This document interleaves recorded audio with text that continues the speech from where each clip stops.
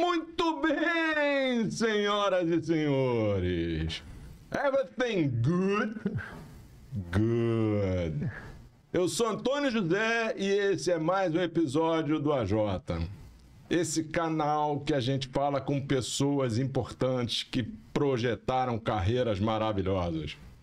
E hoje nós vamos falar com Carlos Favorito. Esse cara é simplesmente brilhante. Ladies and gentlemen, please welcome Carlos Favorito. Salva de palmas! Quanta honra estar aqui contigo, meu amigo querido. Eu dou essa pressão assim no início, que é pra dar aquele up. Não, mas ótimo. Para nós que somos amigos há anos, para não dizer há décadas, para mim é uma honra Nós estar com você aqui. estamos falando aí de 30 anos. 30 anos, por aí. No mínimo. É, por aí. 30 anos de amizade, de trabalho, de crescimento, família.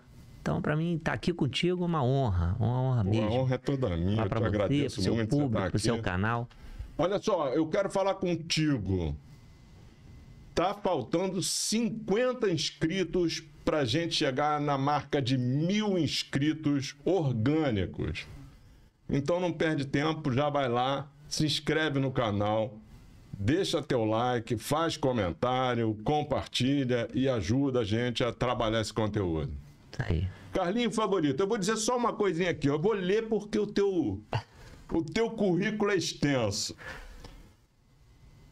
Empresário com participação em 18 empresas do ramo de meio ambiente, sustentabilidade, mineração, agronegócios, petróleo e gás, construção civil, a parte turística e esportiva, presente em 7 estados do Brasil. Engenheiro agrônomo, doutorando em ciência, tecnologia e inovação em agropecuária, além de presidir a Fundação São Francisco de Assis, da Fundação Pódio, presidente do Lions Clube, Golf Clube, tudo para projetos sociais e filantrópicos. Pô, é muito grande, cara. Isso é um currículo extenso, meu. É verdade. Pra gente que saiu lá daquele meio-fio. Profundeza das águas geladas. E chega hoje. Pô, cara, eu tenho muito orgulho. Eu vou te fazer uma confissão. Cara, é muito orgulho que eu sinto de mim mesmo, de poder fazer jus a ser teu amigo por tanto tempo e ter o teu carinho e a tua consideração. O orgulho é meu, da sua família, vocês são queridos amigos, a gente é amigo porque nós somos parecidos, né? Então a gente tem tudo na nossa concepção de vida, sempre foi buscar o progresso, buscar o desenvolvimento, ter os nossos amigos fiéis, ter a nossa família, é isso. Aí transmite o sucesso. E a gente se identifica em vários pontos, né? Sim. Eu ontem postei, eu acordei, estava um sol nascente lindo, tá começando ali a aparecer aquele raiozinho de sol 5 horas da manhã. Eu postei, a sorte começa às 5. Mas você estava dormindo. Pô, e nós somos. Você me contar antes da gravação aqui que teve uma reunião 7h30, né? Como é que é? 7h30 no centro da cidade. O que significa? Saiu de casa às 6, acordou por aí. 10, 15 para as 5 da manhã. Por aí. Todo dia eu acordo 5 horas, é normal. Posso dormir 3 horas da manhã que eu vou levantar 5. Ah, é? É. Tenho essa característica minha. E já fui até no médico ver o que era isso, né? Ele falou assim, tem pessoas que não precisam do sono leve, você só precisa do sono pesado, né? Então são 4 horas de sono leve, 4 horas de sono pesado. Você só precisa das 4 horas de sono pesado. E trabalho. E trabalho. Então, assim, obviamente desgasta um pouquinho a saúde, né? Mas a gente tem a proteção de Deus e vamos em frente. Era uma pergunta que eu ia fazer para você em algum momento dessa entrevista. Eu ia perguntar para você, quando Deus entrou na tua vida? Vai dizer de novo, eu sou filho de imigrantes italianos, né? Católicos, apostólicos romanos. E assim, passou de pai para filho, né? Minha avó passou para minha mãe, minha bisavó passou para minha avó, minha avó passou para minha mãe. Minha avó chegou aqui da Itália em 1903, então houve todo um trabalho nesse sentido. A mesma coisa, minha avó paterna passou para o meu a minha avó paterna passou para meu pai também passou para nós. Então, assim, sempre teve essa característica. E eu também fui casado também com uma mulher também com essa vocação também bastante católica e a gente tem uma adoração enorme. Tudo que eu faço hoje, principalmente hoje, sabe, Antônio, é tudo direcionado por Jesus Cristo. Tudo. Não há nada meu que eu faça ou deixe de fazer que não tenha um direcionamento e sinais. O mais difícil é você ler sinais, né? Aí você fala, quando tu começou a ler esses sinais? Assim, há uns 10 anos para cá, eu comecei a sentir mais ainda esses sinais. Isso vai sentindo de acordo com a sua imersão, né?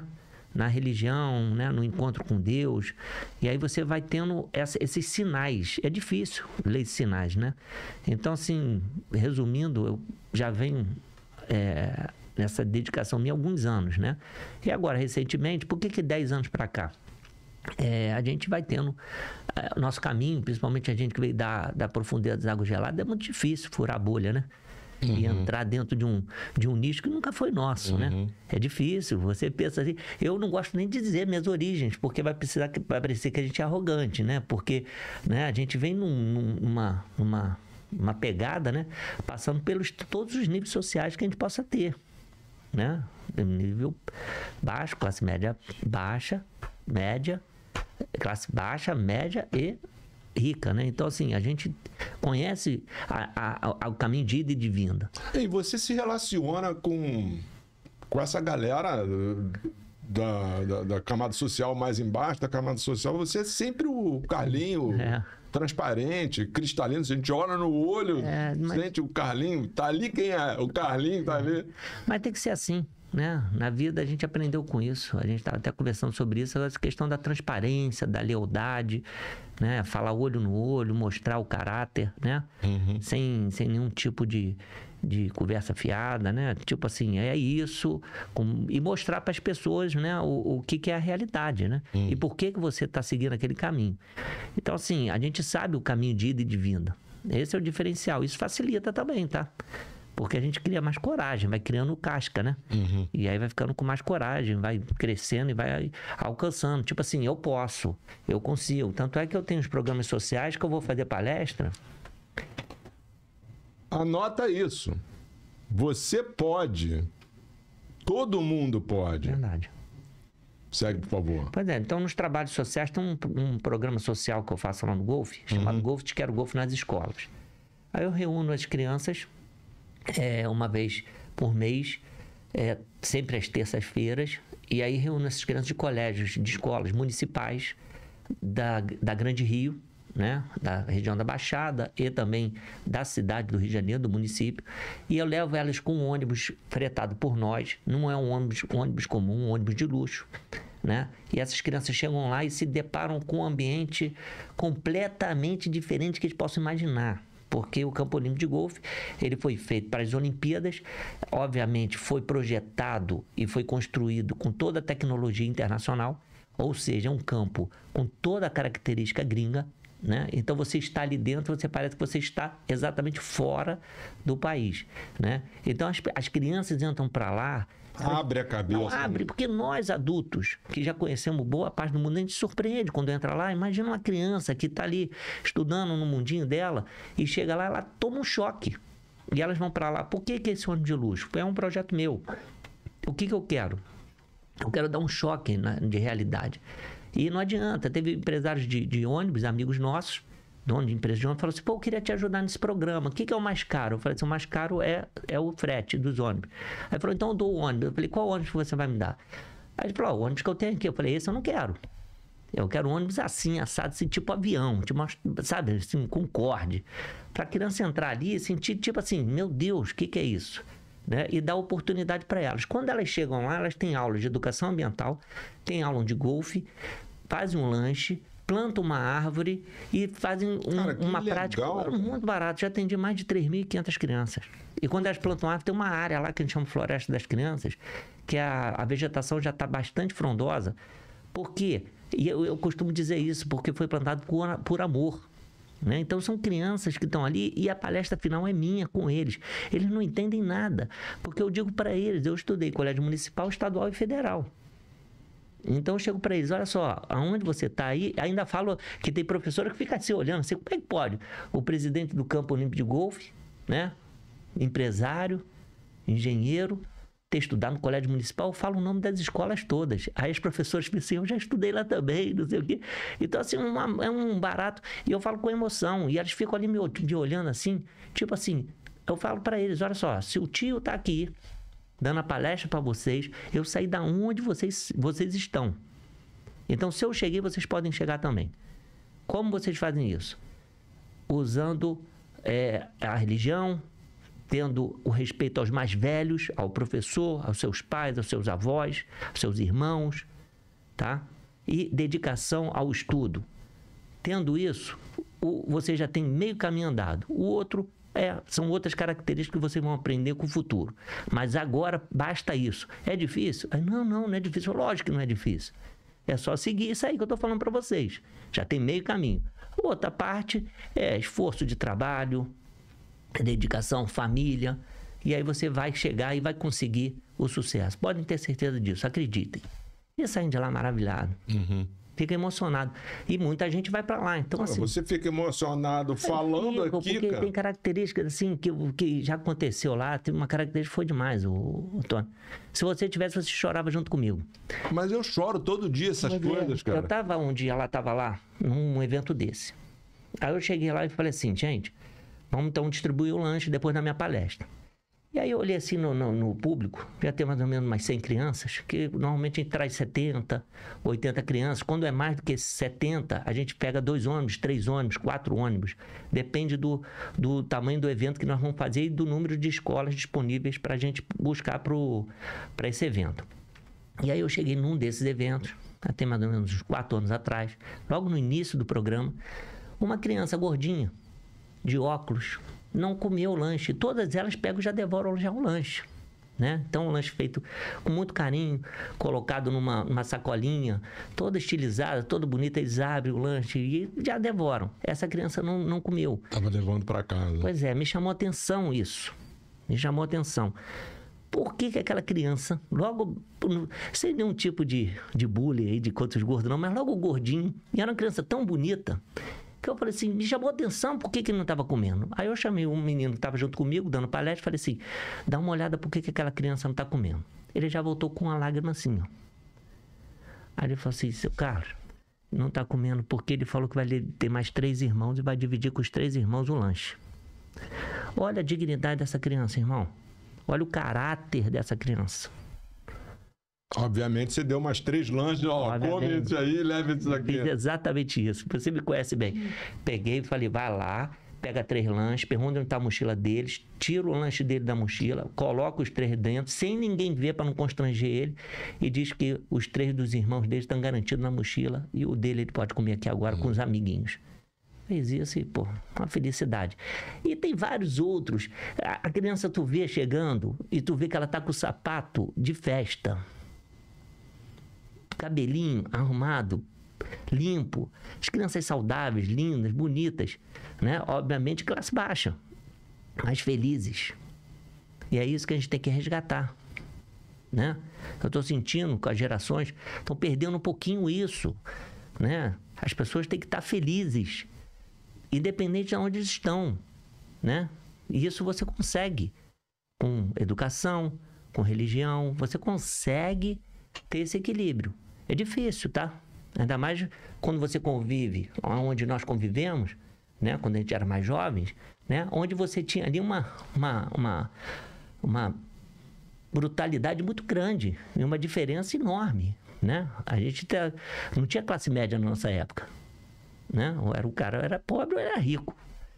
Então, assim, existia essa diferença enorme ali. Para você furar isso aí era um abismo enorme, assim, sem pensar. Você não acreditava, né? Eu andava mesmo, quando eu era mais novo, ali na Lagoa, achava um must morar ali.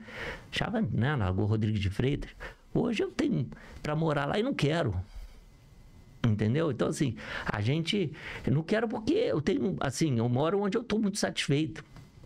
obviamente aqui na Barra da Tijuca, mas super satisfeito, né? Nós fomos vizinhos, né? Muitos anos, né? E era agradabilíssimo, né? A gente ficar ali naquele ambiente ali, né? Do condomínio, e a gente adorava, né? A família toda, crescemos juntos.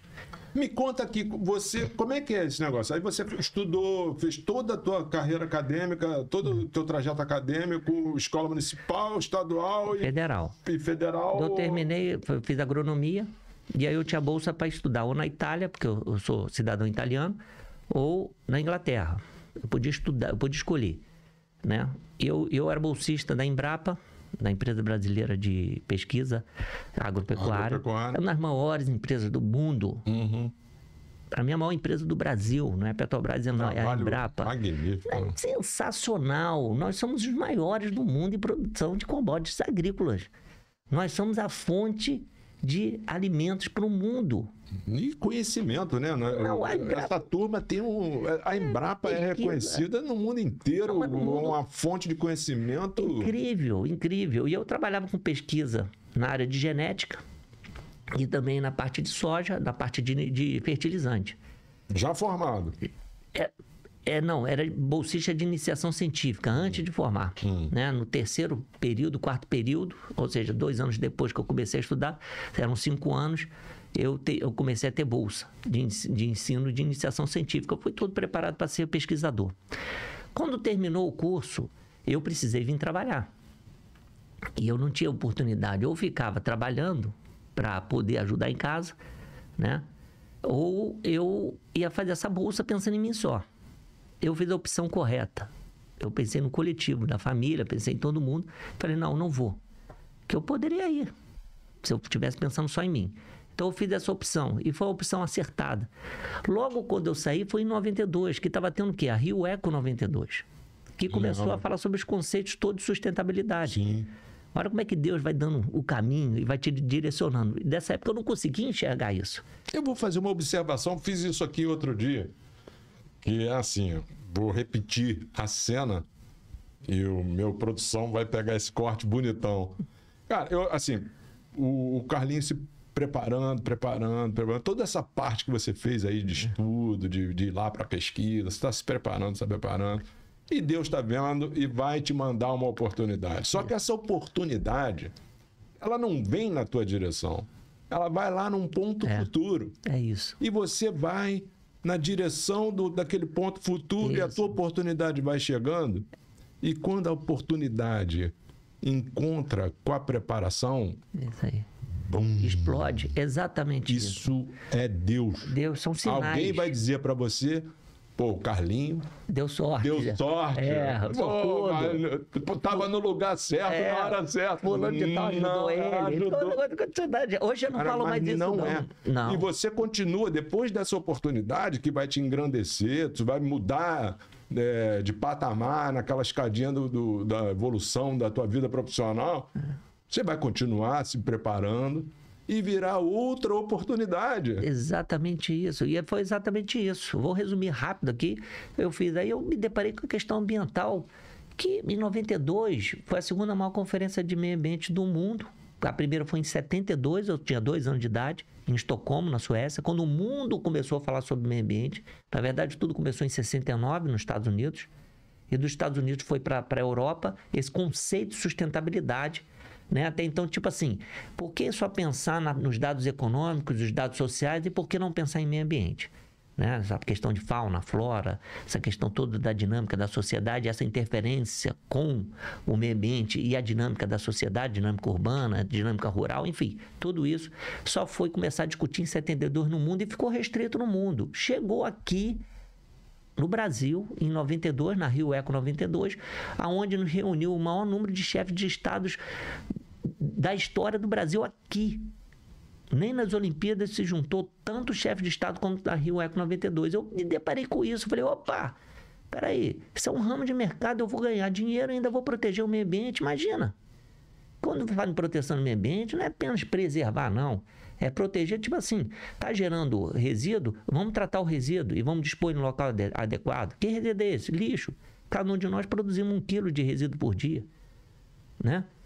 vamos gerar o efluente líquido, o nosso esgoto, né? Vamos tratar ele e vamos jogar dentro de um canal, de um rio, de uma rede, de tal sorte que você possa usar aquele canal, né, de forma bastante sustentável. É isso. E ninguém tinha falado sobre sustentabilidade. Foi em 92 que falaram sobre sustentabilidade. Então, que poucas pessoas entendem o que é o desenvolvimento sustentável. Basicamente, desenvolver alguma coisa de forma sustentável é você fazer o uso dos recursos naturais, renováveis e não renováveis, de tal sorte que gerações futuras façam o mesmo. E aí está a questão da mineração na minha vida, entrou aí. Por isso que a gente ainda trabalha até hoje com mineração, que eu entrei exatamente fazendo a recuperação de áreas degradadas pela mineração. Mineração de vários tipos de mineração. Explica a mineração, porque o pessoal fica pensando que é garimpo e não é garimpo, não. É saibro. Não, o minério vai desde o mais baratinho, que seria o saibro, a areia, né, até o diamante, passando pelo petróleo. Tudo é mineração, né? Bauxita, ferro, né? Nós somos os maiores exportadores de ferro do mundo. A Vale do Rio Doce é uma gigante, é uma potência mundial, né? Então, assim, não é só isso. A mineração é uma coisa muito maior, né? Obviamente você tem aquelas lavras que transformam em garimpos, que é de uma forma desordenada, feita de qualquer jeito, sem nenhum critério, sem nenhum tipo de ordenamento. Por exemplo, o próprio Campo Limpo de Golfe é uma recuperação ambiental de uma antiga lavra de areia quartzosa. Era areal ali, né? Era um areal. Então, o proprietário da área tirava a areia ali, com aquela areia fez o galeão, com aquela areia fez o metrô, com aquela areia, uma areia grossa, uma areia boa para construção civil, fez muita obra de pavimentação. E aí, você faz o quê? Faz com que a recuperação daquela área, porque fica uma área degradada, porque, na verdade, você está extraindo da natureza um bem que foi dado por Deus. Ninguém pagou por aquilo. Foi dado por Deus, aquele material. E você está extraindo para fazer um bem. Se você extrair apenas para você e para você enriquecer, não é desenvolvimento sustentável. Então você tem que fazer o bem, né? Obviamente existe, nós estamos num país capitalista, né? Numa gestão capitalista existe sempre a questão do lucro e para dar sustentabilidade, né? Não é sustentável, é sustentabilidade. É deixar aquilo ali sustentável em termos econômicos. Né? Então, há de haver, né, essa parte financeira também, porque senão você não consegue manter aquele negócio, né? Mas o foco é você fazer essa recuperação de tal sorte que você atenda todos os nichos, né? Tem alguns casos que você não consegue agradar todo mundo, porque essa questão ambiental é uma questão muito subjetiva. E eu fui eu mudei todo o meu legado acadêmico e fui para uma área do meio ambiente, justamente utilizando um critério multidisciplinar, porque a questão ambiental ela é multidisciplinar, Antônio. Então, ela precisa ali de engenheiros, arquitetos, biólogos, advogados, economistas, administradores. Por quê? Porque essa multidisciplinaridade de conhecimentos acadêmicos é que vai fazer com que diminua a subjetividade de uma análise ambiental. Quanto mais multidisciplinar a equipe for... Menos subjetivo, porque você vai afirmar. Entendeu? Quando foi lá na época do Campo Limpo, nós fizemos lá o transplantio gigante, quando ninguém tinha feito transplantio de árvore gigante de restinga. Por que ninguém tinha feito? Porque todo mundo falava assim, não dá certo, não vai dar, não dá. E eu fui pesquisar, gente, cadê? Peraí. E aí tinha alguns dados científicos feitos de laboratório. Nós estávamos ali falando de uma área de 1.200.000 metros quadrados. Uma escala surreal, uma escala gigante. E ninguém tinha feito isso. E aí eu comecei a estudar, e aí nós tivemos processos ali, nós vencemos todos. Mas foi dura a batalha lá. E nós chegamos e falamos o seguinte, olha só, eu vou tentar fazer dessa forma. A probabilidade disso acontecer e dar certo é muito grande. Usei ali todo o meu conceito agronômico. É muito grande a probabilidade, né? E demos sorte. E deu certo. Deu certíssimo. Então lá eu lembro que tem acho que é o buraco 4 ou 5, que foi desviado o buraco por causa de uma árvore. Foi exatamente, né? O buraco 3 e o 13. O buraco 3 fazia o dogleg para dentro da mata, e o buraco 13, que é o da árvore, né? Até que se chama de Roosevelt Tree, porque o presidente Roosevelt fez nos Estados Unidos também um campo de golfe. E aí tinha uma árvore lá no meio do caminho que ele falou, essa árvore vai ficar. Foi o meu caso. Eu falei assim, ó, essa árvore vai ficar. Chamei o designer do campo de golfe, o Gil Hanse, um dos maiores designers de golfe do mundo, um arquiteto de New Jersey, nos Estados Unidos. Ele falou, olha, eu gostaria que essa árvore ficasse. Tem jeito de você fazer o traçado aqui? Aí ele falou assim, tem sim. Aí quando ele falou Roosevelt Tree, eu falei, tá bom, deixa Roosevelt Tree aí. Ficou com esse nome aqui? Ficou lá também. Que é um grau de dificuldade pro jogador, né? Muito. O cara passa por cima, a bola passa... Não, ela tem que... Ele não consegue passar por cima, não, porque a árvore é bem grande, né? Ela é uma árvore de... Ele tem que fazer o percurso. Ele vai ter que fazer ali, mas dificulta, porque a partir do momento que ele não consegue passar por cima, ele perde uma tacada. E você sabe que em golfe ganha aquele que tiver menos tacada, né? É um esporte ao contrário. Ali são 72... São 72 tacadas, né? Então, assim, é um campo super oficial, um campo fantástico. Então, assim, a gente caiu nessa área ambiental. Logo em seguida... Já tinha SCP? A SCP nasce até onde? Em 2000. A SCP foi criada em 2000. Eu fui trabalhar numa empresa de consultoria grande, que veio de São Paulo aqui para o Rio. Né? E aí, depois dessa empresa, eu fiquei 5 anos lá. Eu entrei como trainee nessa empresa, em 92, e saí como diretor, né? Em 97, 98. E aí, depois, eu fiquei 2 anos trabalhando como consultor de várias empresas, de vários ramos, e abri a SCP em 2000, eu e Carla, minha mulher advogada, que entrou nesse ramo também por minha sugestão, né? E ao longo desse tempo, nós fomos sentindo que foi caindo essa questão de romantismo na área ambiental e começaram a pensar de uma forma mais pragmática. Hoje, você já conversa com as pessoas de uma forma mais pragmática, né? E mudou. E agora, com os Objetivos de Desenvolvimento Sustentável, com a questão do ESG, né? Da questão do Environmental Social Governance, essa questão toda de... Eles começam a colocar, né, o conceito ambiental junto com outros conceitos. Se você for pensar nos ODS, são 17 Objetivos de Desenvolvimento Sustentável preconizados pela ONU. O 7º, 8º é que fala de meio ambiente. O primeiro é fome, o segundo é pobreza. Então, começou a pensar do meu jeito que eu pensava lá. E aí eu falei, pô, gente, atingi aqui o ápice. Aí agora eu voltei para fazer o doutorado e resgatar essa questão de agronegócios, que é o que eu estou resgatando. Quando tem muitas pessoas que falam assim, pô, por que tu está fazendo doutorado? Primeiro que eu nunca parei de estudar. Eu fiz várias pós-graduações, lato sensu, para poder me especializar. Eu entendo que as pessoas têm que estar sempre estudando e sempre atualizadas. Tá? Porque isso te motiva, isso abre teus conhecimentos, né? Eu não vejo solução de um país sair da pobreza para um país passar a ser mais desenvolvido. Sem conhecimento. Sem conhecimento. E sem educação, né? Porque às vezes a minha avó, ela tinha uma cultura italiana, eles vieram fugindo de guerra e chegaram aqui para substituir os escravos. As pessoas não falam isso. Muitos imigrantes, tá? Italianos, espanhóis, até mesmo portugueses, belgas, outros franceses, alemães, vieram para cá para substituir a força de trabalho de escravos. Né? E não houve uma transição. Deram a abolição da escravatura e deixou todo mundo aí. Né? Deixou todo mundo aí, tipo assim, você já não precisa trabalhar mais para mim. Tá? Mas vai viver de quê? Vai morrer de fome? Então começaram a vir e buscar mais gente. Aí começou a ter essa imigração. E tu vê que coincide. E o Brasil é muito recente. Eu falei, dei uma entrevista agora há pouco tempo. Nós só temos 200 anos de existência, Antônio. 200 anos. Que foi exatamente quando a família real veio para cá. Até então, foi... descoberta em 1500, sei lá se foi. Eu sei o seguinte, que de 1500 até 1800, que é quando a família real veio para cá, né? Não tinha nada aqui. Não tinha nada. E aí nós começamos, né? Tinha muito, sim, roubo pra caramba de recursos naturais, né? De minério pra caramba, né? Ouro, diamante, esmeralda. O Brasil é um país riquíssimo. Nosso subsolo é riquíssimo. E todo o subsolo é da União. Tem uma legislação toda própria para isso. Né? Tem toda uma proteção, tem todo um arcabouço legal protegendo tudo aqui no Brasil.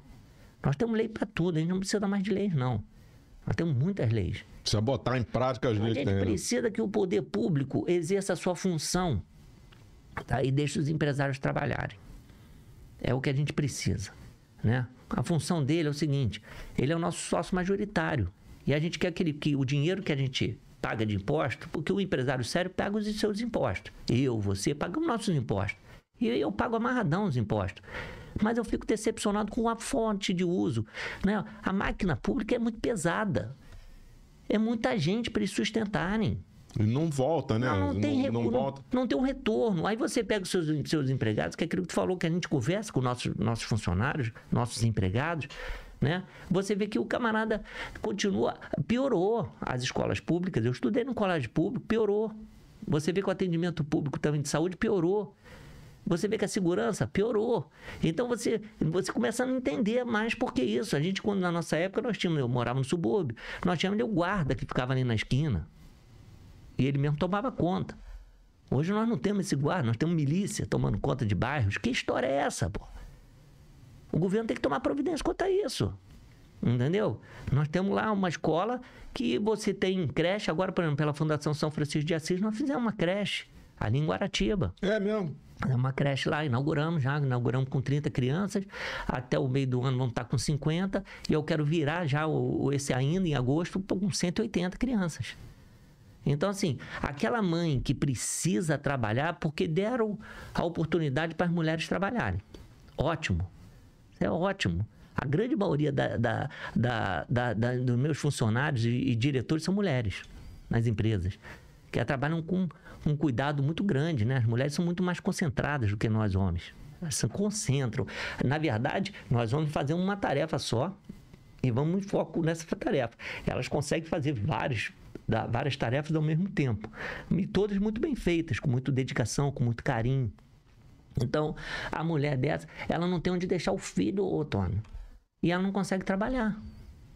Porque não tem uma creche. Então, esse dinheiro que sai, que teoricamente era um dinheiro para ter um retorno para a sociedade, né? Ele acaba não sendo empregado nesse sentido. Ou, quando é empregado, é mal empregado. Eu não estou fazendo apologia a nenhum tipo de política, não. Estou dizendo que é o que está acontecendo, não. O que já vem acontecendo durante muitos anos e está piorando, né? Está piorando. Você vê como é que está, né? Nós estamos hoje numa situação muito crítica, né? O aumento da carga tributária, ele já é enorme e está com uma previsão de ter aumento. Quem aguenta isso? Nenhum empresário vai aguentar mais isso. Está muito difícil manter todos os negócios, manter as empresas todas funcionando com uma carga tributária gigante como essa. A reforma tributária já era para ter sido feita já, né? Terminar com a reforma trabalhista, enfim, tem que trabalhar isso. Eu vejo assim, o Brasil tem uma tendência a procurar Pelés.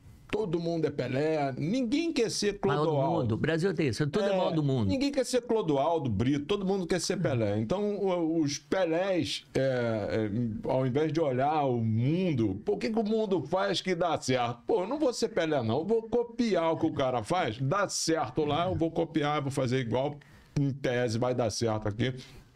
A gente inventa muito, o nosso país inventa muito.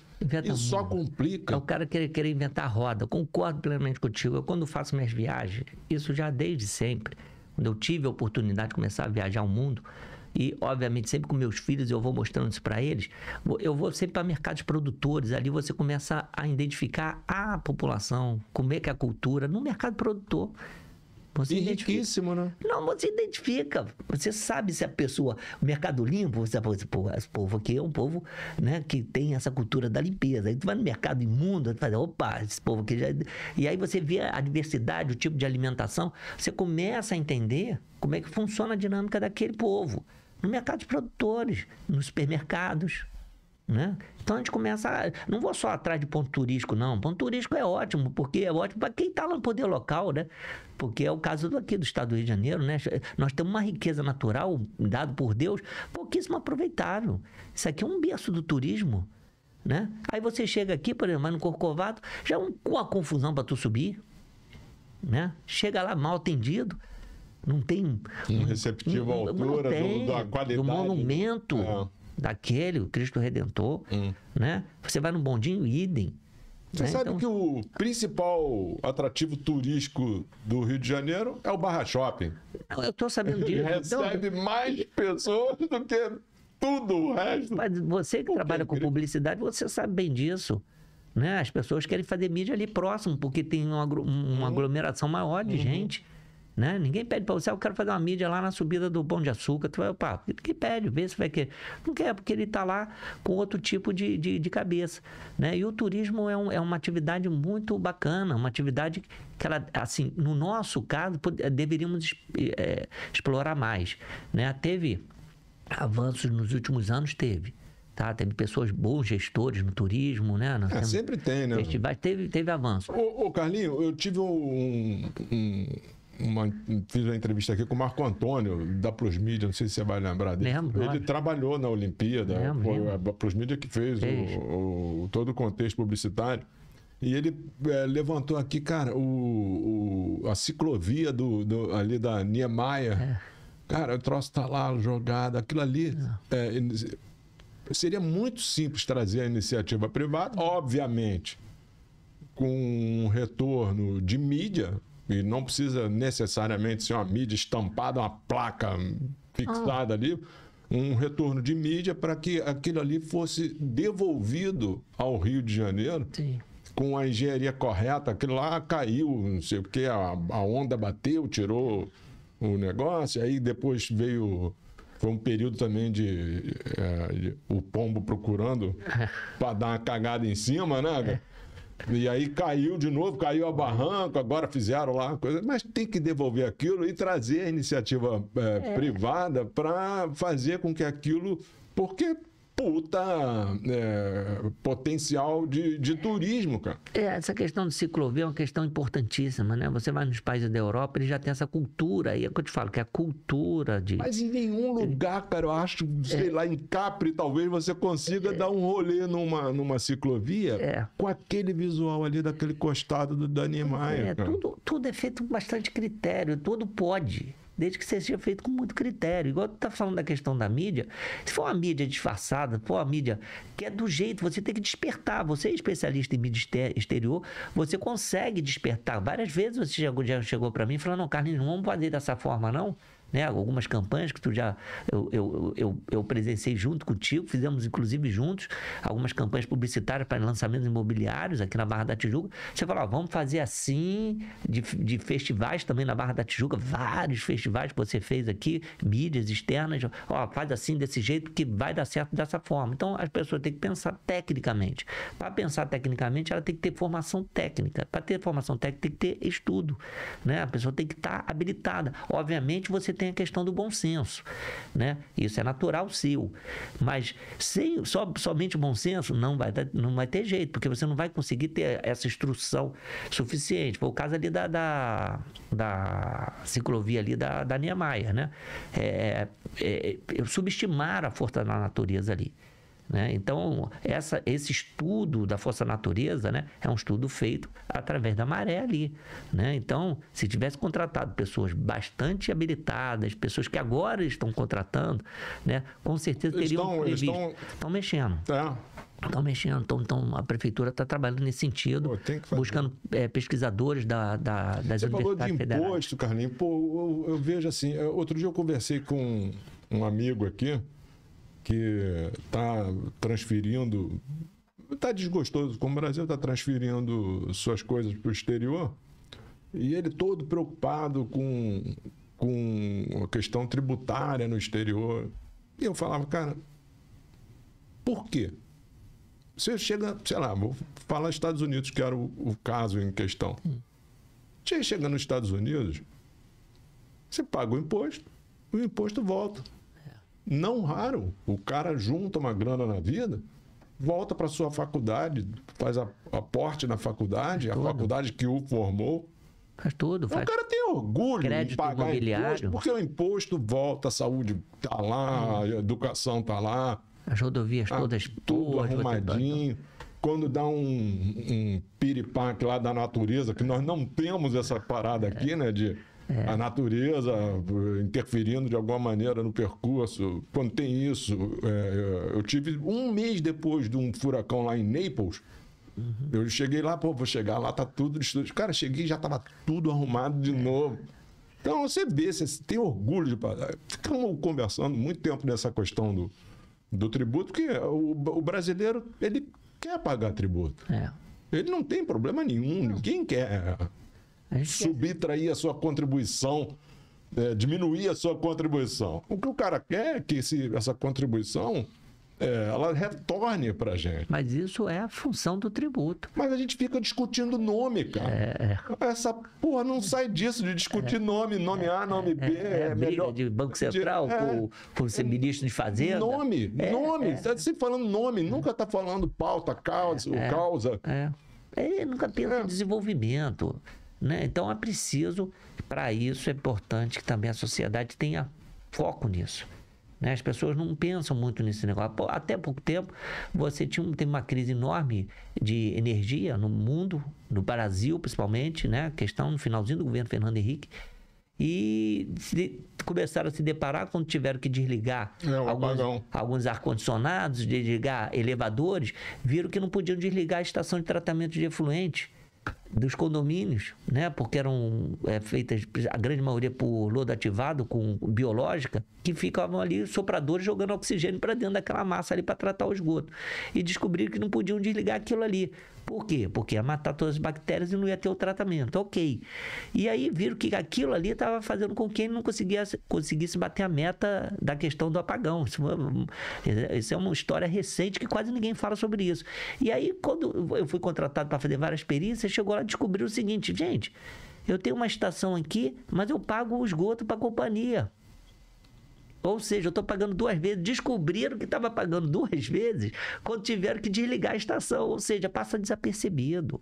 Você pega a sua conta de água lá, você vem lá, X de esgoto e o X igual de água. Mesmo volume. Mesmo volume, mesmo custo, mesmo valor. O mesmo preço dobra, tu paga R$1.000, a tua conta tu vê que é 500 de água. Né? É progressivo, 500 de água. Vai aumentando o custo do metro cúbico de acordo com o volume. Você não percebe. E aí, qual o serviço prestado? Não tem problema nenhum tu pagar, desde que haja um serviço prestado. Exatamente. Então, é o exemplo que a gente tem do imposto. Você está pagando ali de uma forma silenciosa. Brilhante essa forma como você colocou. É verdade. Você está pagando um negócio de uma forma silenciosa sem perceber. Eu nunca descobri o que serve o PIS, COFINS e o CSLL, mesmo. Eu não sei para que serve isso até hoje. Pô, o CSLL é contribuição social, velho. Pô, aí a contribuição social, sabe qual é a contribuição social que o Antônio José faz e o Carlos Favoreto faz? É você dar do teu, mano. Tira do bolso, vamos, contribuição social aqui, ó. A gente tira de lado o nosso lucro. Entendeu? Muitas pessoas chegam atrás de mim e falam assim: Carlinhos, tem um projeto incentivado aí nos teus programas ambientais, aí no campo de golfe? Eu falei: não, gente. Projeto incentivado aqui é você deixar de pagar o governo para botar o dinheiro aqui no meu projeto. Ou seja, é imposto devido. Você tem que pagar o seu imposto. Eu não quero usar o meu projeto incentivado para pagar seu imposto, não. Paga lá para o governo. Se você quiser me ajudar, tira do teu aqui, igual eu faço. Me ajuda aqui. E vamos você tá com muito mantenedor lá, né? Tô bastante. O campo virou um sucesso, né? Virou um sucesso. Virou um sucesso de público, virou um sucesso ambiental, porque todos aqueles projetos, aqueles programas... Não, ficou maravilhoso. Um landscape lindo. Quem não conhece deve conhecer. Deve ir lá. É aberto ao público, ninguém paga para entrar. É assim... Pô, Carlinhos, tu tava começando lá. Às vezes a gente... Chamei você várias vezes, fala junto comigo. Às vezes a gente fica assim, quer ajudar pra caramba e quer buscar formas de tal. E eu me lembro de estar falando com o pessoal de Outback. Sim. Pra levar para lá. Porque a gente fica constrangido. Pô, de repente, meu amigo tá pensando que eu tô fazendo esse esforço aqui pra... Não. Tem uma comissão em alguma coisa, e não era, cara. Eu tava ali, pô, vamos junto. Eu vi. E hoje tá lá bombando aquele bar lá, né? Não, tá bombando. O Bar do Golfe é um sucesso estrondoso. Estrondoso, os eventos lá. Ontem mesmo eu fui num evento com um cozinheiro internacional. É buraco 18 ali no lado. É, buraco 19. Tem o buraco, 19? O buraco... Tem o T do 1 e tem 2 buracos chegando, que é o 9 e o 18, né? E aí a gente chama o restaurante, os bares, de buraco 19, que seria o último ponto, né? Então, você sai com o T do 1, porque você pode fazer de 1 a 9 E aí chega de novo no Clubhouse, ou chegar do 9 ao 18, chega também no Clubhouse, ou então você fazer de 1 a 18, também chega no Clubhouse. Então, todos os campos de golfe são projetados dessa forma, para você ter sempre o buraco 9 e o buraco 18 próximo do Clubhouse. Então, assim, é um negócio assim, muito, muito bacana. Eu estou assim, muito satisfeito, 53 Felizão. anos. Eu estou muito realizado, sabe? Eu tenho muito mais do que merecia. Tenho certeza disso. Deus me deu muito mais do que eu merecia. E eu tenho que Não, agora... te deu muito mais do que você precisava, né? Muito Talvez mais. menos do que você merecia, né? Não sei, porque você é meu amigo e você sempre torceu por mim. A gente, 30 anos, que a gente, não são 30 dias, né, irmão? Então, assim, a gente vai crescendo e vai se admirando. Seus filhos eu vi pequeno, você viu meus filhos, você foi no batizado de um que está com 17, foi no aniversário de um ano que o outro está com 22. Deve estar uma peste, né? Não, o Leozinho tá ótimo, vai fazer direito, né? E Bonzinho, a Carla é ótimo. E o Filipão, ano que vem, tá terminando a engenharia civil, vai para lá do lado do saneamento. Nós tivemos agora um novo marco de saneamento, né? E esse novo marco, ele é muito importante porque estamos muito atrasados nessa questão de saneamento no Brasil. Né? A questão Total, muito atrasado. Você vê a cidade do Rio de Janeiro. Do país não tem esgoto. Não, mais um pouco. Fala que é 50, mas mentira, aqui nada. Aqui a Barra da Tijuca não tem metade, assim, 1/10 da Barra da Tijuca tem tratamento de esgoto. Temos emissário submarino, temos rede, temos estação ali perto ali da Ayrton Senna, mas não temos redes para fazer ligação. Para precisar de recursos, colocar disso. Aí você tem umas lagoas que eram para ser todas navegáveis, lindas, maravilhosas, utilizadas com contato primário, e hoje elas estão completamente poluídas de quê? De esgoto doméstico. Como a Baía de Guanabara também está poluída de esgoto doméstico, Toninho. E esse esgoto doméstico vem de quem? Vem de alguma capivara? Vem de algum jacaré? Né? Vem de peixe? Não. Vem de homens. Nós, seres humanos, somos os maiores degradadores de meio ambiente do planeta. A única solução que nós temos é que nós temos raciocínio. Até prova o contrário, nós somos os únicos seres com capacidade de raciocinar e corrigir isso. Como é que corrige essa nossa capacidade infeliz de causar poluição? Atitude.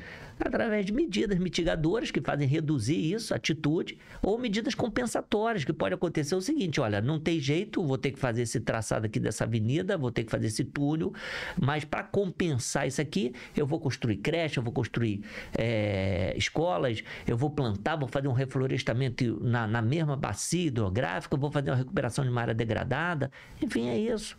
Então você tem, assim, uma série de coisas, né? Que, voltando aqui para a questão da sua mídia, né? Quando eu digo sua mídia, que para mim você é o maior do planeta nessa questão de mídia externa, é muito bom. Né? Então, você voltando para a mídia externa, a subjetividade que se trata essa questão de mídia, tem umas pessoas que dizem poluição. Né? Onde é a poluição? Né? Que depende da questão da ciência. Né? Aonde está isso? É a mesma coisa que antigamente falavam, questões das antenas de celulares, das linhas de transmissões. Né? Hoje você tem antenas mais modernas, que talvez causam menos irradiações, né? Então, assim, você tem uma série de coisas que vão sendo evoluindo. São Paulo não voltou até hoje. A mídia externa foi suprimida de São Paulo. Pra quê? Aí tu vai lá, que é pior que a mídia externa, vai lá na Cracolândia. O pior disso é chamar de cidade limpa. Esse aqui é o pior. Não, cidade limpa, vai na Cracolândia. Não, vai no Rio Pinheiro lá. Você vai na Vila Conceição. Na hora que tá todo mundo chapando o melão lá, tomando, o cara tá lá felizão, maravilha. Pô, ele vai pra casa de noite. Né? Aí vai passar lá 2 da manhã e vê a quantidade de lixo, de degradação que tá lá. Aí o cara chama cidade limpa. Pois é. O meu trabalho. Isso é uma puta de uma sacanagem. Você lembra o Brasil tem essas particularidades. O cara vai fazer um plebiscito, qualquer um. Você nunca vai ter um plebiscito. Nunca também não é assim. Sim. Em algum momento a gente vai tanto falar que esse troço vai mudar, mas é porque tem um plebiscito que a pergunta é contrária. Então você faz a pergunta, se você disser sim, você está dizendo não. E se você disser não, você está concordando. Cara, é papo de maluco, cara, que a gente vive. É verdade. Muito doido. Então essa questão é subjetiva. Né? Então, é aquilo que eu falei da equipe multidisciplinar. Então, essa questão da mídia, de dizer o que é cidade limpa, né? Para uns tem essa questão, né, que causa o impacto, para outros não causa impacto algum. Né? Então, assim, aí tem que entender qual é o benefício. E para isso, você tem que entender o seguinte: vamos fazer essa mídia aqui, e aí vamos fazer uma medida mitigadora, vamos utilizar uma iluminação diferenciada, vamos fazer uma coisa. E para aqueles impactos que estão ali, compensa. Concorda? Carlinho, nós temos. Você vai me corrigir se eu estiver errado. A nossa mata nativa no Rio de Janeiro chega a 20%? Não, óbvio que não. Não. Óbvio que não. Mata nativa. Mata nativa, a topografia do... Toda a floresta da Tijuca não tem componentes de mata nativa que houve uma recuperação na época do Império. Major Asher foi lá com alguns escravos e fez aquela recuperação ambiental lá, mas usou muita vegetação exótica. Tu vê lá jacas, vê outros tipos de espécies que não são espécies nativas, né? Então não podemos considerar aquele ambiente como um ambiente 100% Então, mas aí tu escuta, cara. Então, aí tu escuta. As pessoas pensam... Me vem, eu não vou falar o nome da empresa, mas era uma empresa do ramo de cosméticos, sei lá, de perfume, sei lá, cosméticos. Não, nós temos essa agenda ESG e... Para eu comprar tua mídia tem que ter um retorno social. Eu quero que tu bote hora e temperatura. Mas, porra, mano, hora e temperatura, tudo que é tua capacidade. Chegou, na hora e temperatura, cara. Aí fiz um puta de um estudo, pô, por isso que eu tô falando negócio de mata. E aí você fala das medidas mitigadoras. Porra, rapaz, mano. Que legal. Pega aqui, ó, qual é o cliente? É esse aqui. Vai e tal, vamos fazer, vamos. Onde tá precisando? Ah, é na Restinga, na beira da lagoa, na Mata Atlântica. Olha a restauração aqui, aí florestal. Planta árvore pra caceta. Tu tá dando de verdade. Exatamente. Um retorno social. Mas, vai numa comunidade também, igual eu tô te falando, ajuda um ano de uma creche, entendeu? Então, dentro de comunidades, tipo igual nós temos das fundações, né? Então, a Fundação Pódio mesmo, que é uma fundação nova que a gente está aí, a gente ganhou de um fabricante de jogos eletrônicos, né? Que a Fundação Pódio é a fundação de esporte, né? Então, os jogos eletrônicos é considerado no mundo esporte. Sim. Né? Então, assim... Só aqui que a Ana Moser diz que não é. Mas ela já tomou uma saraivada de pancada na mídia aí, para lá ver que tá... E aí nós ganhamos $20 mil, do nada. Né? O que eu fiz? Eu comprei os computadores modernos e montei um time agora com crianças carentes para disputar jogos lá e começar a desenvolver. E faz parte desse Golf Te Quero Golf nas escolas. Elas vão sentar lá com uma cadeira gigante, com computadores altamente sofisticados, que você entende bem essa questão de informática, né? Tudo ligado em rede, com Wi-Fi poderoso, para elas poderem desenvolver ali o esporte. Então, assim, isso tudo, e foi aplicado 100%, porque a gente não precisa, a gente já tem mais do que a gente já é mais do que o necessário. Tu me corrigiu, tu tá certo, é mais do que o necessário, a gente tem mais do que o necessário, né? Ou seja, nosso copo já tá cheio. De vez em a gente ficar acumulando e colocando um copo em cima do outro aqui, acumulando riqueza, vamos começar a dividir aquilo que está escorrendo, pô. Esse é o meu lema. Né? Então, para quê? Para que ficar acumulando? Né? Vamos dar oportunidade para os nossos filhos fazerem o mesmo. Nós temos assim, um legado, né? Esse legado tem que ser seguido. Porque está dando certo. Por que vai mudar? Por que vai mudar? Se a gente é um exemplo para isso. Esse teu programa é importante. Quando você me convidou, me senti muito honrado. Nem sei se merecia estar aqui, né? Porque a gente tem... Assim, mas assim, é importante a gente falar, porque são conceitos... eu sempre espelhei muito nas pessoas que foram sucesso. Tá? Então, assim, porque ali a gente tem que ter, né, entender por que aquela pessoa, como é que ele chegou até ali. Aí a gente começa a entender, né, a quantidade, né, de desafios que a gente vai tendo pela vida e vamos suprindo, né, e vamos vencendo, né, vamos trabalhando. É isso. Você é um puta do empreendedor, sucesso, grande sucesso, reconhecimento da tua empresa. Tem reconhecimento internacional. Hoje tem. Eu te falo não porque você me disse, eu te falo porque eu sei que tem, porque eu procurei lá sobre a tua empresa. Eu fiz uma pausinha em algum momento aqui desse episódio e me dirigi ao jovem lá e falei, pô, você pode. Eu queria que tu falasse um pouco desse aspecto motivacional do jovem, cara. O jovem, ele hoje... Eu nunca trabalhei, nunca. Minha vida toda, eu sempre tive dificuldade, um país difícil, com a economia ainda em baixa, mas no futuro vai ficar melhor. Esse troço sempre foi assim. Só que, depois de tanto tempo desse futuro não chegar, o jovem chega lá e fala, pô, essa porra nunca vai dar certo. Os jovens... E eu tenho muito... Aliás, esse conteúdo aqui tem muito disso, de transmitir ao jovem, cara, não é assim. O troço é difícil, o nosso país não é um país para amador, não é molezinha, ele não te empurra para frente, ele, pelo contrário, é tipo um candelabro que tem que sair arrastando no cimento. Então eu queria falar contigo o seguinte, eu tenho assim, o jovem tem que ter algumas características, se ele não tiver, desenvolva. É isso. Né? Quais são?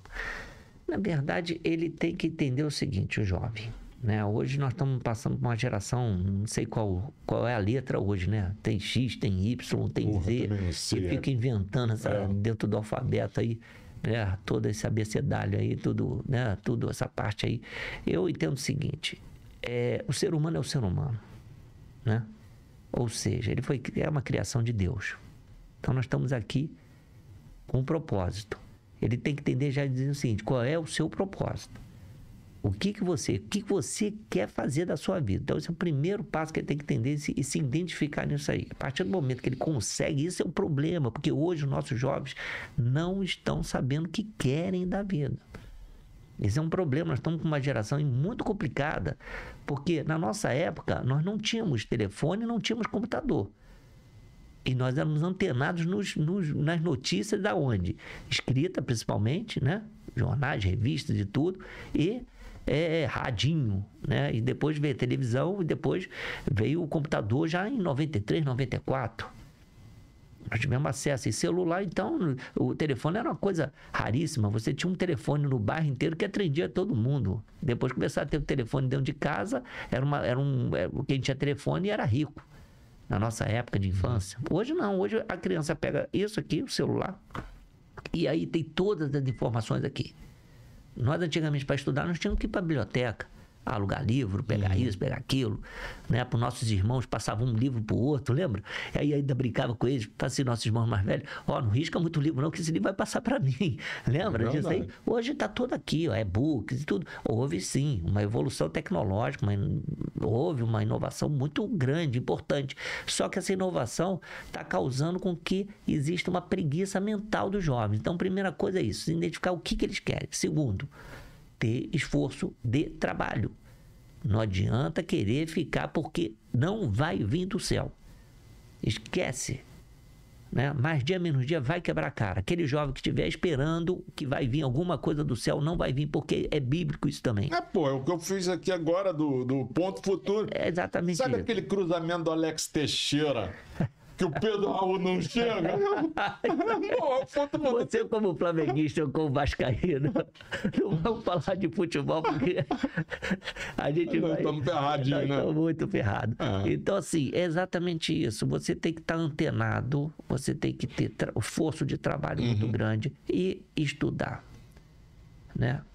Aquele jovem que tem a oportunidade de estudar, ele tem que estudar. Aproveita a oportunidade. Eu lembro quando era pequeno, meus pais pobres, meu pai mecânico, minha mãe empregada doméstica, quer dizer, empregado doméstico, do lar, né? Um senhor se aproximou, meu pai era dono de uma oficina mecânica, né? Tinha ali todo... Eu aprendi muito com ele, essa parte empresarial, ele com aquela oficina modesta, mas eu aprendia, né, a forma dele fazer a coisa ali com bastante habilidade, com bastante sucesso. E aí eu ficava olhando assim, aí ele falava assim, eu queria também trabalhar, queria ganhar dinheiro. Aí esse senhor virou para mim e falou assim, aproveita a oportunidade e vai estudar. O senhor já é rico, aproveita a oportunidade, vai estudar, aproveita a oportunidade, vai estudar. Teu pai está te dando essa oportunidade, você não precisa trabalhar, ele já está trabalhando para você. Esse é o caso das crianças. Eles querem antecipar, Antônio.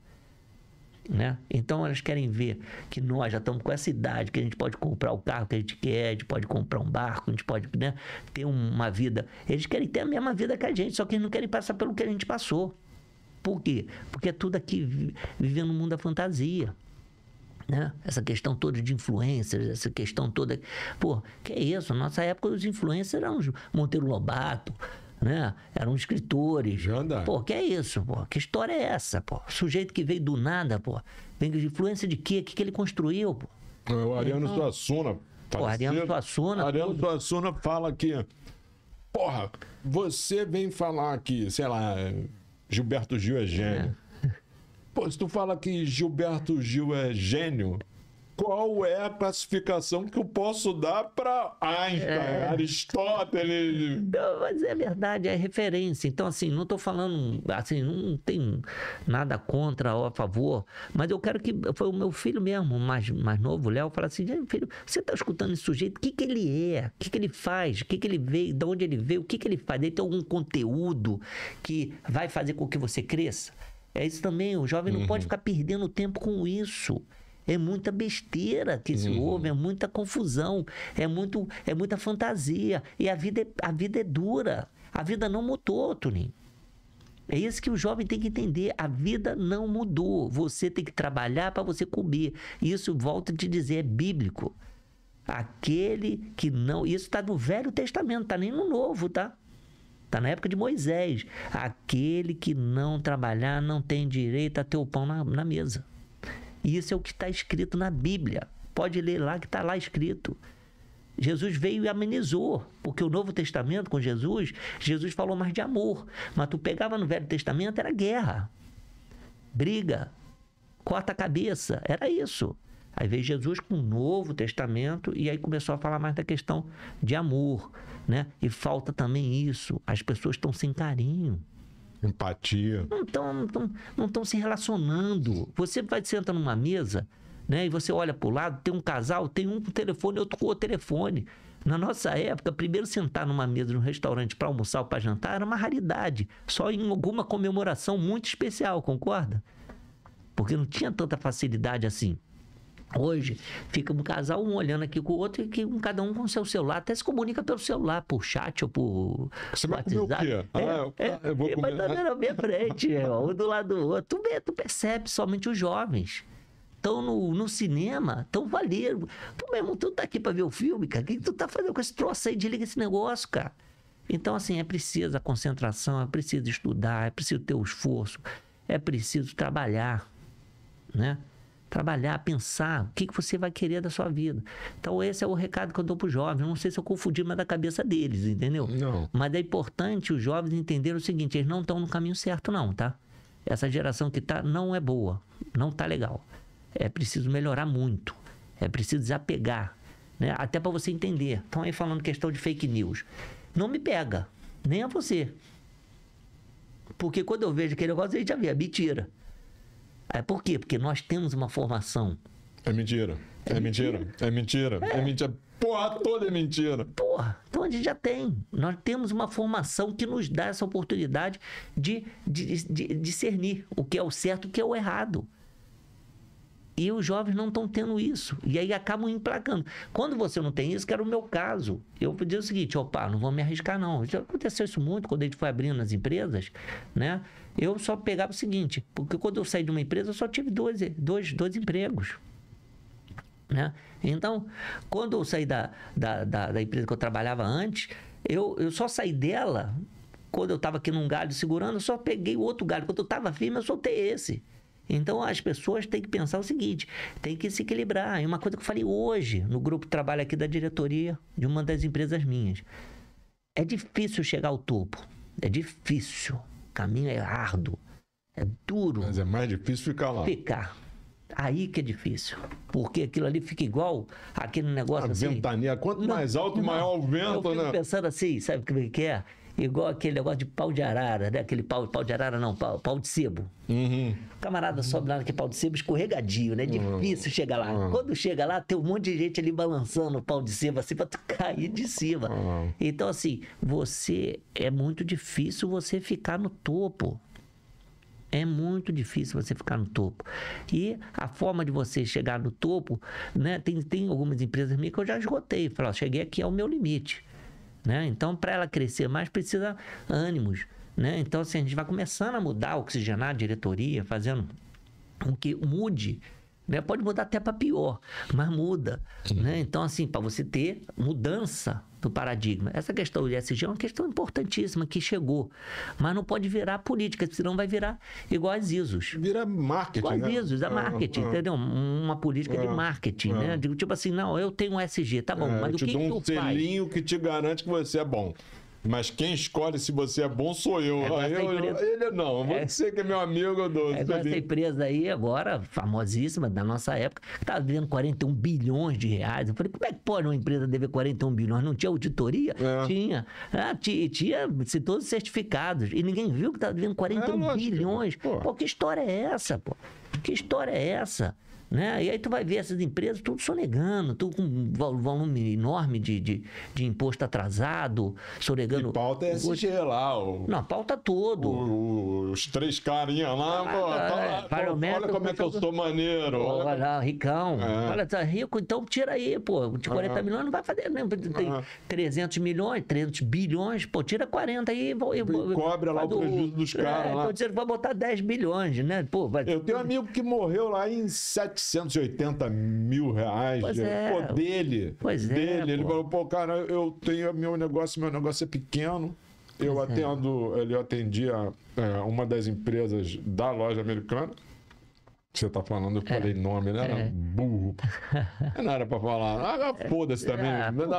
Tá toda a imprensa aí, tô falando. Era da Hortifruti, o cara atendia lá, pô, ficou no beiço, ficou com 780 mil reais. Pô, não é nada pra nós que somos empregados de um tamanho médio, a gente sente a dor. Dependendo do negócio do camarada, o cara vai ter um lucro ali de 10% a 15%. Quando você deixa de pagar 700 mil reais pro cara, 70 é dele. 630 mil reais ele botou no negócio. Ou seja, ele tem que ser reembolsado, concorda? Botou o quê? Na forma de imposto. Porque quando ele presta serviço, ele mete a nota fiscal, ele já paga o imposto na cabeça. Pagou lá. Ainda mais se for lucro presumido. Já pagou o imposto, já pagou o funcionário, já pagou todas as coisas. O cara fica com a bandeirinha na mão. O prejuízo dele é muito grande. Quando o camarada deixa. Carlinhos, você teve alguém na tua vida assim que você fala, porra, esse cara foi meu mentor, cara que me ajudou, me botou no mundo? Teve vários, assim, eu tive sorte, teve vários empresários, que se eu falar aqui o nome de um ou de outro, posso estar sendo injusto. Mas meu pai mesmo foi um mentor, mesmo dentro da simplicidade dele, tinha coisa que ele falava assim comigo, levando eu para a escola, pescando, que ele gostava de pescar, que ele falava umas coisas muito inteligentes, né? E aí eu via pelos erros dele, eu falei, pô, meu pai falou uma coisa, mas tá errando, tá aqui. E eu via pelos erros dele o meu acerto. Então, assim, ele abriu, e vários outros passaram na minha vida. O professor Pasquale foi uma pessoa muito interessante, passou na minha vida, enfim, vários outros. Vários outros. Seu Pasquale tinha você como um filho ali, né? Eu notava uma relação muito interessante de vocês lá. Era uma relação boa, porque ele me via como ele, que ele veio também no mesmo coisa, eu tinha essa pegada, e eu ficava ali com ele, e aí as pessoas pensavam assim, seu Pasquale dá muita bronca em todo mundo e tudo. Eu falei, eu nunca tomei uma bronca dele, e todo mundo ficava rindo. Como não? Pô, ele dava bronca em todo mundo. Eu falei, cara, tudo que ele falava comigo, para mim, era um ensinamento. Então, assim, a gente tem que entender, né, desse limão, né, fazer uma limonada, né? Se o cara quiser, pô, comer o limão azedo, vai comer o limão azedo. Agora, pega esse limão e mitiga ele ali, né, faz essas medidas mitigatórias, compensatórias, você vai sair bem. Então, teve vários, mas eu quero te falar um que realmente é o meu espelho de vida. Jesus Cristo, meu amigo. É Ele. Esse é o meu espelho. E sempre quando eu estou no sufoco, eu recorro ali, conversando, pedindo para que ele me dê os sinais. Porque é muito difícil, igual tu falou do cavalo lá, né? Que está ali passando a oportunidade e você não está enxergando. E às vezes você vai naquela oportunidade que você enxergou, mas não é a certa. Isso que é o mais difícil. Então, tudo na minha vida é direcionada para isso. Se eu vejo que a coisa não está certa dentro daquilo que eu tenho, meu princípio religioso, seguindo Jesus Cristo, eu não faço. Eu tive agora não, em 2020, eu fui para Dubai, convidado para apresentar o projeto do Legado das Areias, que é um livro que eu escrevi, que eu lancei nos Estados Unidos. Que você falou que ia me dar um exemplar. Tem lá, vou te dar, autografado e tudo. Vou te dar, vou trazer para você. Vai ficar aqui na mesa. Vou te dar. Então, assim, o Legado das Areias toda aquela recuperação ambiental do Campo Olímpico de Golfe, lógico, que é um ambiente restinga, é um ambiente de areia, foi feito em cima da areia. Inclusive a grama nós plantamos na areia. Né? Então, assim, tudo isso chamou muita atenção ao pessoal do Emirados Árabes. Tanto o presidente quanto o vice-presidente foi recebido lá. Então, assim, pelos sheiks, né? Então, assim, a gente foi apresentar isso lá. Né, o nosso trabalho lá, a convite, né, onde nós mostramos para ele a capacidade, né, e ele me perguntou o que eu tinha achado da cidade dele, Dubai. Eu falei, olha só, a tua cidade é bonita para um lado de engenharia civil, arquitetura, mas para o meu lado ambiental, ela é horrorosa. Aí ficou aquele clima, horrorosa como? Todo mundo acha linda. Eu falei, não, essa cidade tua não tem vida, a cidade tua precisa de vida, que precisa de verde. Ele falou, mas daí para você vir, foi bem na véspera ali, foi em fevereiro de 2020, quando explodiu aqui em março a pandemia. No mundo já começava a falar em dezembro, janeiro, né? Ali muito em Wuhan, na questão da China, ali próximo a Emirados Árabes. Depois explodiu no mundo todo. E eu tive lá, fiquei uma semana lá, conversando sobre questão de desenvolvimento, sobre questão de oportunidade. O nosso planeta, ele é cheio de oportunidade. Agora eu te falo o seguinte, eu fico muito triste, minha irmã hoje, você sabe, mora fora do país, né? Eu falei para ela, Carla, Carla também, o Brasil é o país da oportunidade. O Brasil é riquíssimo, nós temos tanta coisa para fazer aqui nesse Brasil, não precisa sair não, né? Vamos lutar para melhorar, vamos ser, assim, focados nesse sentido, né? Quando eu falei a questão de Deus, chegou lá, ele falou para mim que o Deus dele era o meu. Eu falei assim, peraí, eu sou católico. Falei para ele, não, eu sou muçulmano. Falei, ótimo, não tem problema nenhum. O problema é o seguinte, o problema é que ele segue o Velho Testamento. A gente já segue o Novo Testamento. Né? Então, assim, para mim, o foco, esse país é um país abençoado. E ainda mais eu que sou da área agrícola. Você pega, a gente consegue fazer aqui 4, 5 colheitas de uma determinada fruta, de um determinado cereal, coisa que no mundo não consegue fazer uma.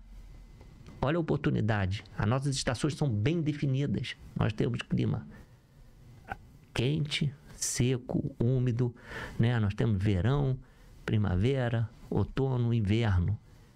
Tem países aí, temos solo, temos recursos naturais, nós temos tudo. Água. Recursos naturais, água, solo, relevo. Sol. Né? Sol, nós temos tudo. Tudo. Talvez isso seja ruim também ter isso tudo, porque acaba a pessoa não tendo o esforço de buscar soluções e vai esgotando aquilo que está em abundância. Preguiça. Né? Nós temos tudo para mudar esse país. Preguiça que é um pecado capital, né? Lógico que é um grande pecado. Né? Então, você tem aqui que seguir exatamente o que está ali. Pega ali o testamento ali, você vai ver todas, né? O primeiro, segundo, terceiro, quarto, está lá. Está todo ali escrito, irmão, já há 2.000 anos, há milhares de anos. Né? E quando eu falo de Jesus, eu costumo dizer isso para meus amigos. Me conta uma mentira bem contada. Vai durar quanto tempo? 1 ano, 2 anos, 3 anos, tá, máximo 5 anos. Uma mentira bem contada. Agora, uma mentira que dura mais de 2.000 anos... Impossível. Eu quero ver. Quero ver. Né? Como é que pode um negócio desse? Cara, e é muito melhor acreditar em Deus, cara. Eu tive um encontro com uma pessoa, né, a gente estava num churrasco, e ele teve uma tragédia na vida. E a gente estava naquele churrasco e a coisa tinha passado lá e tal, e tinha aparecido uma nova dádiva para ele. Tava ele e o pai dele. Ele da minha idade, o pai dele já não tá falecido também, mais velho. E o cara com um rancor no coração, eu falava, é muito melhor acreditar, cara, é muito melhor ter fé. E o pai dele, ele, mas pô, como é que eu posso ter fé? Como é que eu posso acreditar? Eu não tenho fé. Mas, cara, tu pensa no que eu tô falando. Não quero te convencer de nada, não. É muito melhor você ter fé, você acreditar. Aí o pai dele levanta, eu falo isso pra ele todo dia. Mas é isso, meus filhos, a gente conseguiu trazer eles também, mesmo com essa mídia toda contra, né? Quando eu digo mídia, não essa questão toda da sociedade, né? Essa questão toda de mudanças de comportamentos, né? Tudo isso eu consegui trazer eles e provando eles. Falei, olha só, quando você estiver na missa, você escuta a homilia. Tá? Não tem, quando eu tô falando de missa, você pode ir também na questão evangélica, escuta a pregação do pastor. Vai em qualquer outra religião, escuta o seu líder espiritual. Você vai ver que você vai se identificar ali. E você vai pensar que ele está falando para você. E aí é o sinal. Quando você conseguir ver que ele está falando para você, nossa, ele está falando comigo. Porque fala abertamente para todo mundo, né? Que é isso, aqui, blá, blá. Aí você que está falando comigo. Então você tem que ver isso. Eu, como eu te falei, ele é o que eu sigo. Todos os outros homens, né? Citei 2 aqui, né? Meu pai e meu padrinho. Então, assim, tem vários outros que foram, assim, meus espelhos. E até hoje a gente vai tendo, né? Esses ensinamentos, né? Nós vamos conhecendo pessoas e que vão dando pra gente esse ensinamento e a gente vai tendo o discernimento de escolher o que é o certo e o que é o errado, né? Por quê? Pela maturidade que hoje nós estamos, né? Então, isso, os cabelinhos brancos aqui, né? Vão deixando a gente mais maduro, mais casca grossa. Então, a gente vai ficando mais não boçal. A gente não precisa ser boçal, a gente tem que ser, né, de forma bastante pragmática, tipo assim, e objetiva, e transparente. É isso. Cara, eu tô encantado com essa... Imagina, pô. Pô, a gente tá falando de coisas assim que me tocam 100% lá dentro, sabe? Que é essa questão de trazer de volta a reciprocidade que a gente tem perante a vida, né? De devolver, você falou do copo cheio, usou esse é um lema que eu tô tendo. Do copo cheio, de trazer de volta, trazer coisas, falar de uma pauta ambiental. Eu estava vendo, agora a gente está vivendo... Vai falar de forma, tu vê que eu falei de uma forma bastante pragmática, sem romantismo? Sim. É necessário, que as pessoas falam assim, vamos preservar.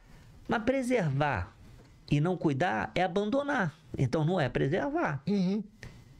Né? Porque eu volto a te falar, não adianta você ter ali a preservação, só que aquele ambiente que você está querendo preservar, ele já foi uma época degradada. Tudo aqui foi plantio de cana. Nós tivemos vários ciclos. Tivemos ciclo de cana-de-açúcar, depois tivemos primeiro ciclo de extração de madeira, onde praticamente extinguiu o pau-brasil. Depois tivemos ciclo de cana-de-açúcar, depois tivemos ciclo do café, depois tivemos ciclo da laranja. Imagina! Aí você falou brilhantemente, sem um conhecimento técnico, aonde está o ambiente nativo aqui?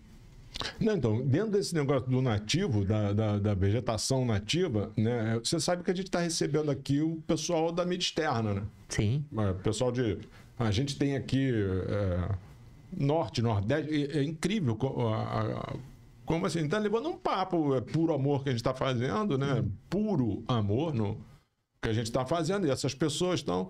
E essa questão da recobertura vegetal, né, de trazer essa Ele chama de restauração florestal. O pessoal está muito preocupado com a agenda woke, né? De uma agendinha nada a ver, né? Aliás, eu li um negócio bacana, como é que ele fala? Get woke and go broke, né? Pô, nada a ver, cara. Vamos falar de coisas que vão deixar legado. E aí essa galera, eu queria trazer esse assunto para nós, né? Foi até uma iniciativa minha de, vou falar com o Carlinhos. Carlinhos é o cara dessa área, porque eu penso, né? Eu sou inquieto.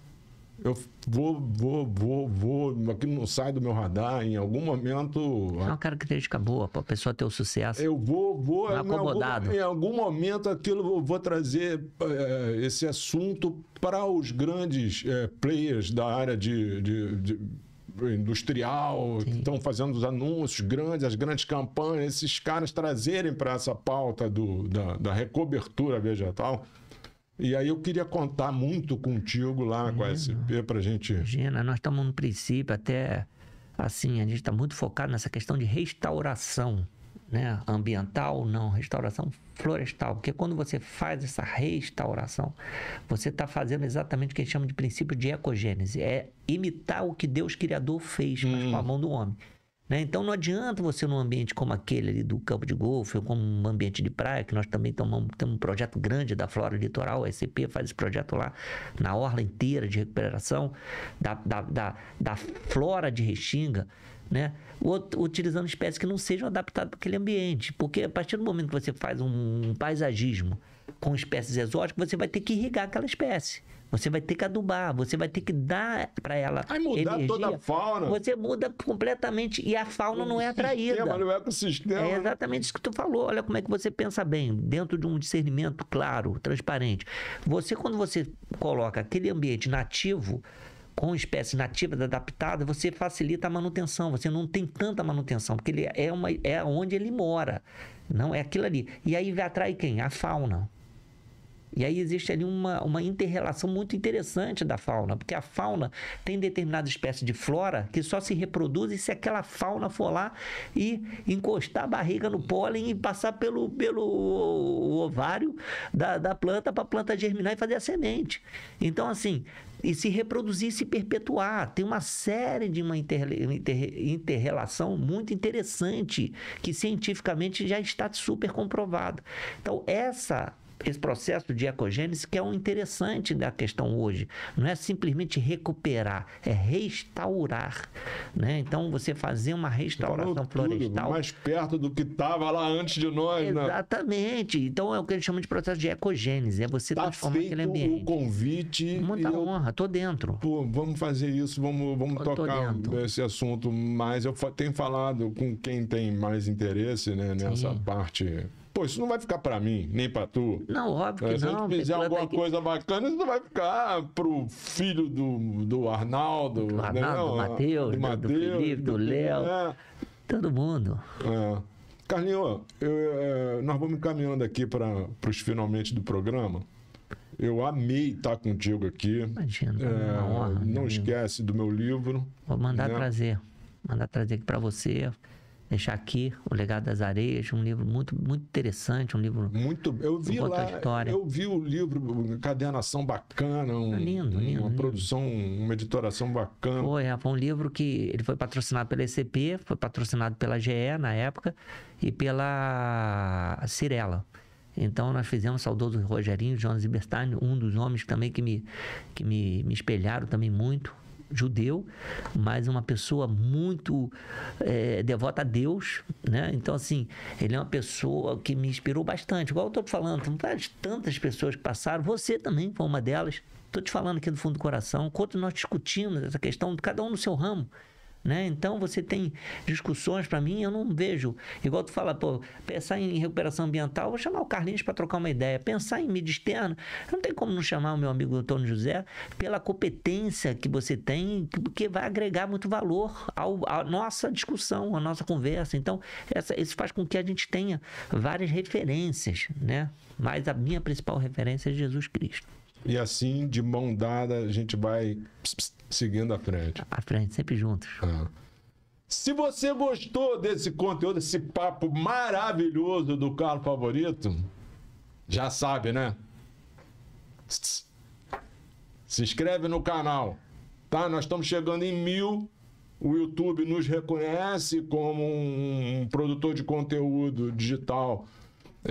Dá um reconhecimento diferente. Então, você não perca tempo, por favor. Se inscreve no canal, deixa like, comenta o que quiser. A gente vai responder na medida do possível. E até a próxima. Pô, não mandou um coraçãozinho pra ele? Não mandei. Eu sempre mando um coraçãozinho pro amigo. Ô, Matheus, foi ótimo o papo aqui. Foi? Eu gostei.